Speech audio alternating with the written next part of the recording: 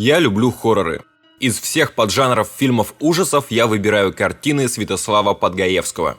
Выбор этот, стоит признаться, довольно специфический, что часто становилось причиной раздора в отношениях с женщинами, упорно не принимающими мое увлечение. Когда-то надо начинать искать жемчужины и среди игровых проектов жанра хоррор, сделанных про нашу любимую необъятную великую страну, пропитанных хтонической духовностью и радующих органы чувств чутким воспроизведением постсоветской специфики. Свой поиск было решено начать с любопытного экземпляра – Emerald Lake. Лагерь «Изумрудное озеро». Звучит многообещающе. Впредь в ролике всплывут спойлеры, но какая разница? Не хотите портить себе впечатление? Не играйте в Emerald Lake. Итак. Брат главного героя и его верные кенты отправились на наглухо затонированном УАЗике в заброшенный с советских времен детский лагерь. А лагерь этот, как ни странно, излюбленное место туристов. Потом окажется, что все, кто сюда приезжают, погибают. Потому что в лагере живет добродушный паренек по имени Витя, который увлекается, чем бы вы думали, убийствами.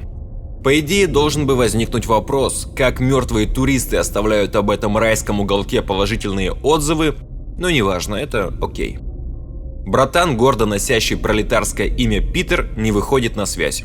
Главный герой, которого родители нарекли почему-то Майклом, пригоняет на поиски. В руках он держит керосиновую лампу.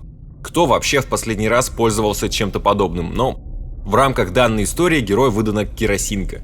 Фонарей не было, в телефоне фонарик тоже сломался. Окей. Главные по вывескам не могли выбрать, куда весить табличку, приделали сразу две. Окей. Кто-то после закрытия лагеря принес газету со статьей про закрытие лагеря и приклеил ее на информационной доске. Зачем? Какой в этом смысл? Окей. Советские плакаты соседствуют со всякой капиталистической басурманской бранью. Мейн-офис в детских лагерях в СССР – это окей. Тубзик одновременно и мужской, и женский. Очень удобно. Какие-то электронные кодовые замки в советских детских лагерях. Что вообще за бред? Но окей. Переходы между эпизодами игры бережно осуществлены при помощи элегантных вылетов в Windows. Окей.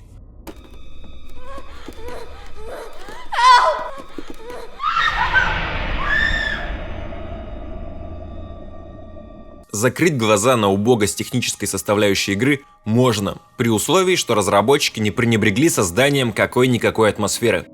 Но в «Изумрудном озере» куда ни ткни попадешь в какую-то нелепицу. Взяв за основу правила классицистического единства места и времени и решив воссоздать декорации заброшенного детского лагеря, где пройдут все злоключения протагониста, авторы не поняли, что вообще нужно со всем этим делать. Украсить стены лоскутными обрывками советского антуража в виде газет, фотографий и плакатов. Все, что требуется, чтобы получился пионерский лагерь? Вряд ли. Вот вам Беломор-канал, а вот ГОСТовские советские митболы. В итоге приходится бродить по коридорам и комнатам, которые могут быть чем угодно, хоть полицейским участком в викторианской Англии, хоть ночлежкой для деклассированных элементов, но пес с этим. Все это условности. Даже в отсутствии необходимой аутентичности антуража я готов заставить себя поверить, что это советский лагерь. Дайте мне только нужные эмоции. Но невероятно короткая история про умопомрачительные приключения двух братьев в логове нехорошего мужчины Виктора пестрит исключительно ерундой и скукой. В Emerald Lake не страшно. Пара скримеров,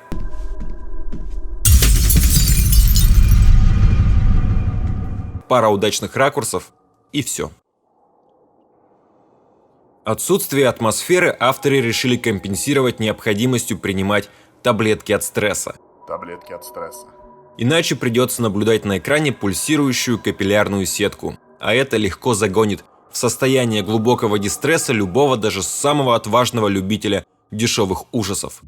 Таким образом, вместо страха нам предлагают испытывать неудобства и несколько сопутствующих неприятных чувств. Мне становится не по себе. Нужно принять успокоительное. Таблетки от стресса. Пресловутые колеса от стресса валяются повсеместно. Эффект у них чертовски краткосрочен. Все же срок годности у них давно истек. Но набрать их впрок не получится. Инвентаря тут нет. Эффект закончился, ищи новую дозу. Каждый раз, когда Майкл находит упаковку любимого фенибута, он зычно и выразительно говорит об этом. Таблетки от стресса. Зачем? Каждую находку ключа наш любитель транквилизаторов, к слову, также звучно комментирует. Ключ от двери. Таблетки от стресса. Бессмысленная скука вместо атмосферы гармонирует с незамысловатостью игрового процесса. Находим ключ, ломимся во все двери, пока не наткнемся на нужную. Находим следующий ключ, снова подбираем нужную дверь. Находим братана. А брат нашего бензодиазепинозависимого Майкла, видимо, настолько истощил мышцы ног, давя на педали своего УАЗа, что еле волочит свои конечности в драматичной попытке исполнить лунную походку в дверном проеме. Самым нервным моментом в игре, после которого мне захотелось попробовать таблетки от стресса, был эпизод с потугами вывести этого парня из зоны комфорта. Воздействовать на душевное здоровье игрока в Эмералд Лейк принято так. Уважаю. После 15 минут напряженных и бессмысленных попыток направить болвана и подтолкнуть его к выходу, появляется желание закосплеить Каина. Но не тут-то было. Ты пришел спасти или убить меня? Поднять тесак на калеку грех, а потому лучше начать все заново. Да и вообще тесак тут присутствует вроде как не в качестве оружия. Оружием выступает традиционная пионерская дубина с гвоздями. В качестве врагов представители советизированного этнического субстрата, крайне негостеприимно относящиеся к нашему любителю психолептиков. Процесс нанесения тяжких телесных сопровождается весьма сочными звуковыми эффектами и вызывает безудержную зевоту. В разработку боевой механики было вложено столько сил и времени, что от одной только мысли о геркулесовском труде демиургов, создавших Эмералд Лейк, тело игрока начинает судорожно трястись в болезненных корчах. Но, по крайней мере, с этими ребятами можно справиться.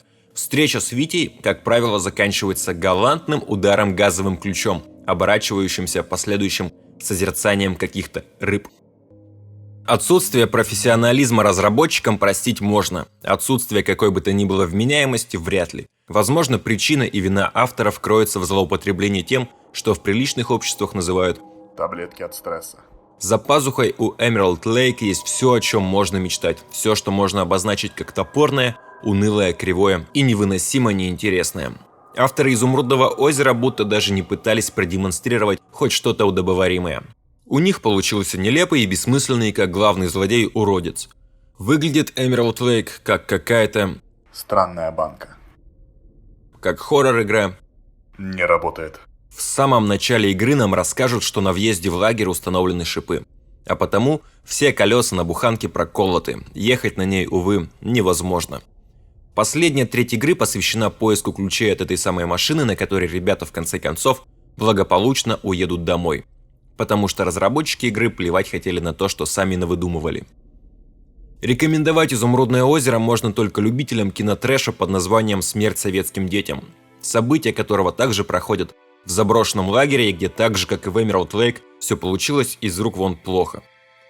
Пишите в комменты, что вы обо всем этом думаете, какие хорроры в постсоветских декорациях рекомендуете к ознакомлению. Всем спасибо за внимание. Всего вам доброго. Играйте только в среднее.